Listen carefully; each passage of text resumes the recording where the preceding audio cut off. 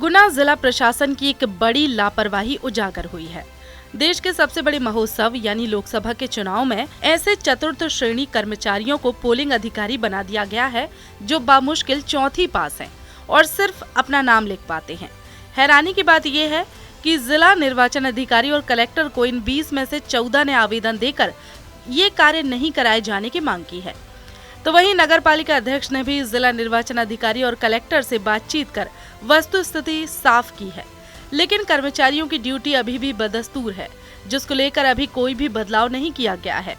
इस बीच कांग्रेस ने भी जिला प्रशासन पर बीजेपी सरकार के इशारे पर काम करने का आरोप लगाया है और कहा कि जिले में शिक्षित कर्मचारियों की कोई कमी नहीं है।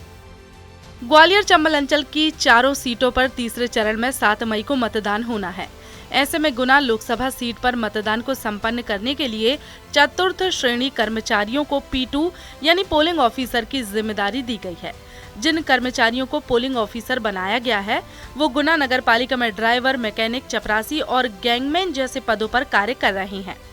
ऐसे करीब 20 कर्मचारियों की जानकारी अभी तक सामने आ चुकी है, जिनमें से 14 कर्मचारियों ने गुना कलेक्टर को आवेदन देकर खुद को पोलिंग ऑफिसर जैसे कार्य से मुक्त करने और कोई अन्य कार्य कराए जाने की मांग की है। ऐसे में नगर पालिका अध्यक्ष सविता गुप्ता के पति और उनके प्रतिनिधि अरविंद गुप्ता ने बताया है कि वह नगर पालिका अध्यक्ष के साथ कलेक्टर से मिले थे और उनसे चर्चा की थी कि जो पुराने कर्मचारी पहले से ही निर्वाचन के लिए कार्य कर रहे हैं वह तो ठीक है, लेकिन जिन नए चतुर्थ श्रेणी कर्मचारियों को पोलिंग ऑफिसर की जिम्मेदारी दी गई है वो गुना नगर पालिका के क्षेत्र में कई तरह के कार्य करते हैं। ऐसे में उन्हें पोलिंग ऑफिसर की जिम्मेदारी देने से गुना शहर के विभिन्न काम प्रभावित होंगे। ये निर्वाचन का अधिकार है, ड्यूटी लगाना, काम लेना, क्योंकि चुनाव भी एक बड़ा काम होता है तो उसमें कहीं ना कहीं कर्मचारियों से ही उपयोग कर लिया जाता है।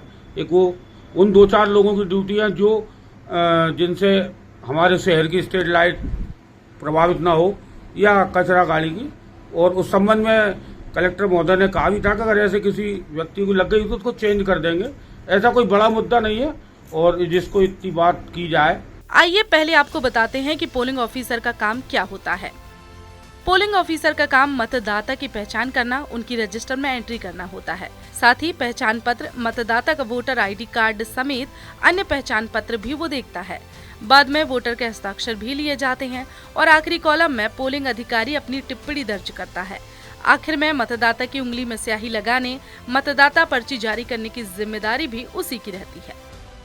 गुना जिला प्रशासन के द्वारा नगर पालिका के चतुर्थ श्रेणी के कम पढ़े लिखे कर्मचारियों को पोलिंग ऑफिसर बनाए जाने की खबर जैसे ही बाहर आई, वैसे ही कांग्रेस ने गुना जिला प्रशासन और बीजेपी सरकार पर गंभीर आरोप लगाए हैं और कहा कि जिला प्रशासन बीजेपी सरकार के इशारे पर काम कर रहा है ताकि मतदान को प्रभावित किया जा सके। गुना जिले में शिक्षित कर्मचारियों की कोई कमी नहीं है, लेकिन फिर भी ऐसे कर्मचारियों की ड्यूटी मतदान केंद्रों पर पोलिंग ऑफिसर के रूप में लगा दी गई है जो ठीक से हस्ताक्षर करना भी नहीं जानते हैं। ऐसे में अशिक्षित कर्मचारियों की देखरेख में चुनाव को प्रभावित करने की बीजेपी की सोची समझी साजिश है, जिस पर कांग्रेस ने निर्वाचन आयोग से शिक्षित कर्मचारियों के द्वारा कार्य कराए जाने की मांग की है।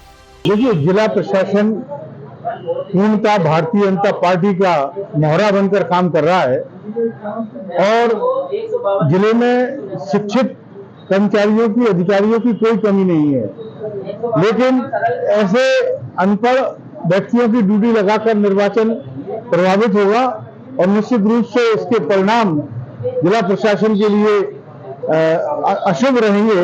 मेरा उनसे जिला प्रशासन से अनुरोध है कि शिक्षित व्यक्तियों को ही जिम्मेदारी सौंपी जाए।